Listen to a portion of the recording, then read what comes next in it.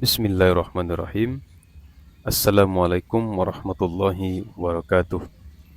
Dirikanlah solat.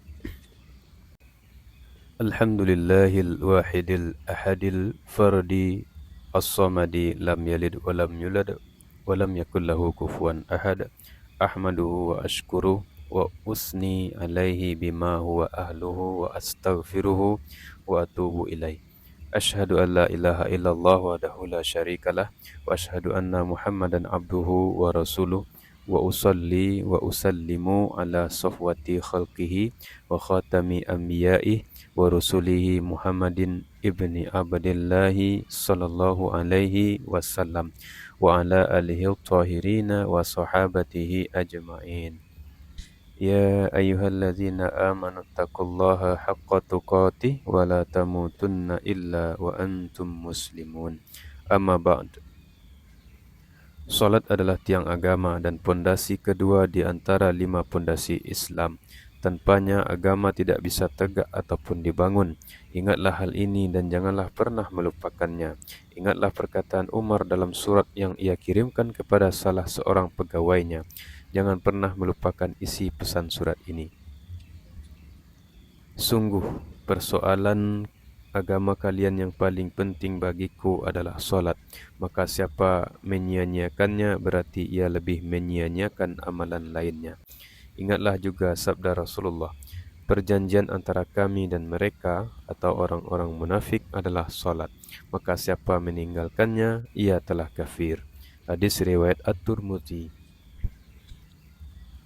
Begitu juga sabda beliau lainnya, barang siapa meninggalkan solat dengan sengaja, maka ia telah kafir secara terang-terangan. Hadis riwayat At-Tabrani. Termasuk sabda beliau, barang siapa ketinggalan solat asar, seakan-akan keluarga dan anaknya direbut darinya. Hadis riwayat An-Nasa'i dan Ahmad.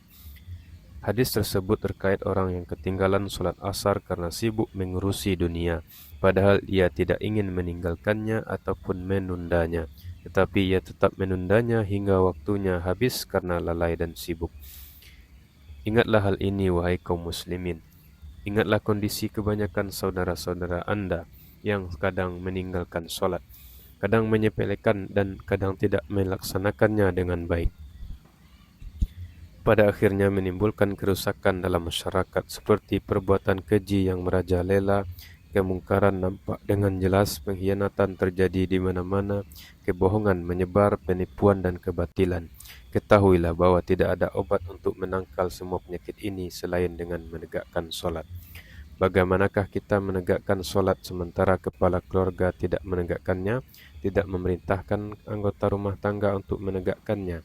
Para pemimpin mencoret solat dari perhitungan mereka dan mengira bahwa solat bukan tanggung jawabnya, sehingga mereka tidak memerintahkan bawahan dan rakyatnya untuk menegakkan solat, tidak menghukum orang-orang yang menyepelekannya dan tidak menegakkan had kepada orang yang meninggalkannya.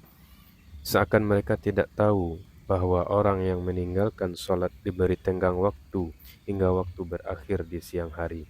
Jika ia mau mengerjakan solat, ia selamat, dan jika enggan melaksanakannya, ia dibunuh dengan kafir. Ia dibunuh karena kafir. Sehingga ia tidak dimandikan, tidak dikafani, tidak disolatkan, tidak dimakamkan di pemakaman kaum muslimin, dan tidak diwarisi. Hartanya menjadi fa'i dan beralih ke baitul mal kaum muslimin. Hal ini berdasarkan sabda Rasulullah SAW, orang muslim tidak mewarisi orang kafir. Hadis riwayat Bukhari dan Muslim. Kebersihan, kesempurnaan dan kebahagiaan masyarakat di dunia dan akhirat bergantung kepada ibadah solat. Maka tegakkanlah solat dan tolong menolonglah untuk menegakkannya. Ayah memerintahkan anak lelakinya, ibu memerintahkan anak perempuannya, saudara memerintahkan saudara-saudaranya, tetangga memerintahkan tetangga-tetangganya, pekerja memerintahkan rekan kerjanya, pemimpin memerintahkan bawahan, dan penguasa memerintahkan rakyat. Semua ini dimaksudkan untuk menjaga kebersihan, kebahagiaan, dan kesempurnaan masyarakat. Ini bukan persoalan tambahan ataupun keutamaan, tapi sudah menjadi kewajiban yang ditegaskan. karena Allah berfirman, dan tolong menolonglah kamu dalam mengerjakan kebajikan dan takwa. Al-Maidah ayat 2. Dalam ayatnya yang lain Allah juga berfirman, dan orang-orang yang beriman, laki-laki dan perempuan, sebagian mereka menjadi penolong bagi sebagian yang lain. Mereka menyuruh berbuat yang ma'ruf dan mencegah dari yang mungkar. At-Taubah ayat 71.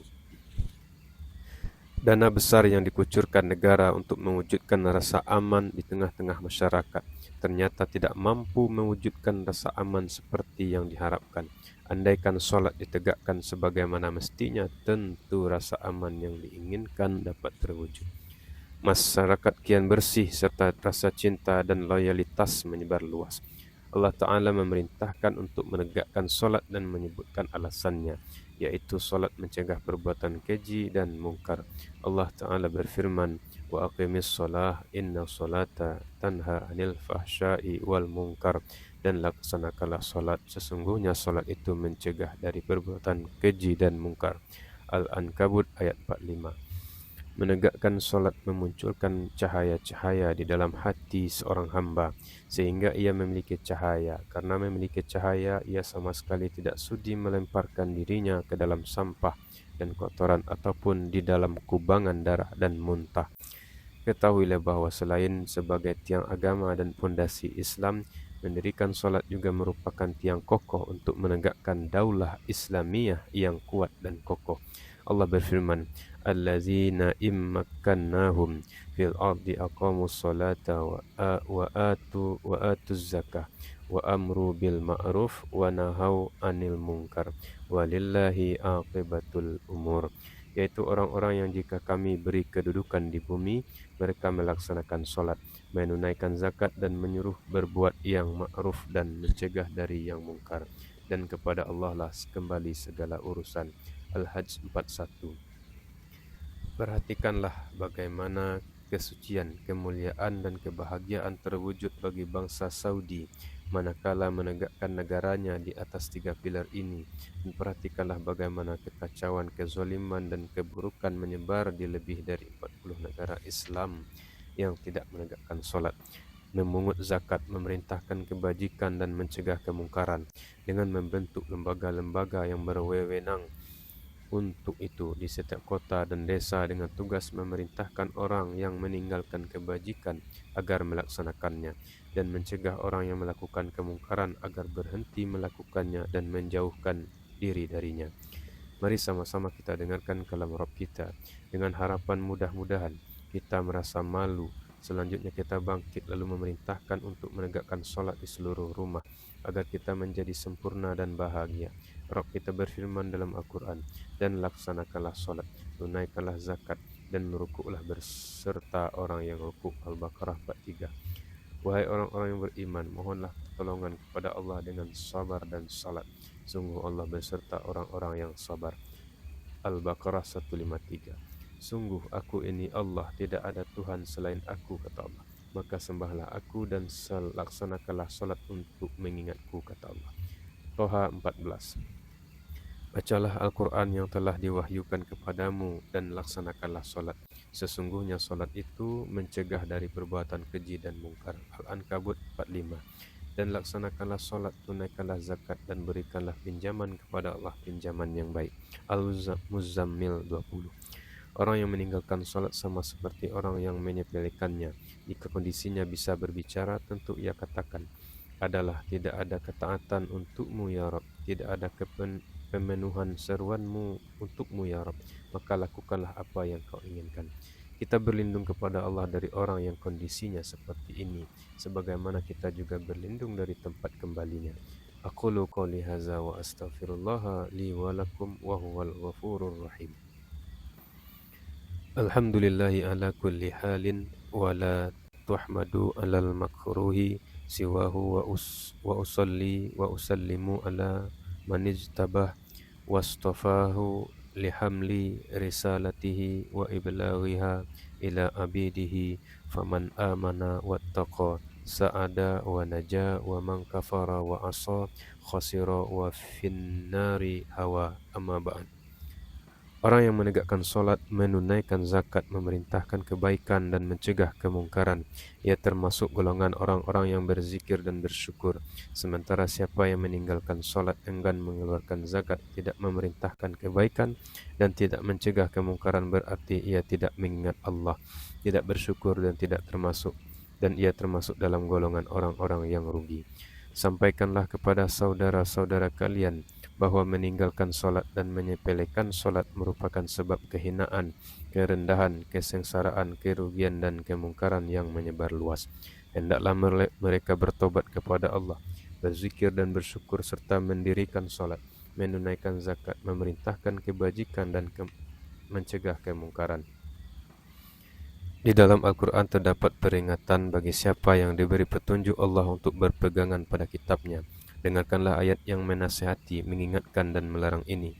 Allah berfirman, فَخَلَفَ مِنْ بَعْدِهِمْ خَلْفٌ أَضَاعُوا الصَّلَاةَ وَاتَّبَعُوا الشَّهَوَاتِ فَسَوْفَ يَلْقُونَ غَيًّا. Kemudian datanglah setelah mereka pengganti yang mengabaikan solat dan mengikuti keinginannya, maka mereka kelak akan tersesat. Maryam ayat 59. Meski ayat di atas mengisahkan tentang Bani Israel, namun ayat ini mengingatkan kita kaum muslimin agar jangan menempuh jalan mereka, sehingga kita tidak akan merugi seperti halnya mereka. Demi Allah, sebagian besar kaum muslimin saat ini dan sejak beberapa abad silam telah menempuh jalan mereka, menyia-nyiakan solat dan mengikuti berbagai syahwat, hingga akhirnya tertimpa kelemahan, keburukan dan kerusakan. Siksa dunia bukan menjadi ukuran. Yang menjadi ukuran adalah siksa akhirat, yaitu siksa kesesatan di negeri kebinasaan. Allah berfirman, maka mereka kelak akan tersesat. Maryam ayat 59.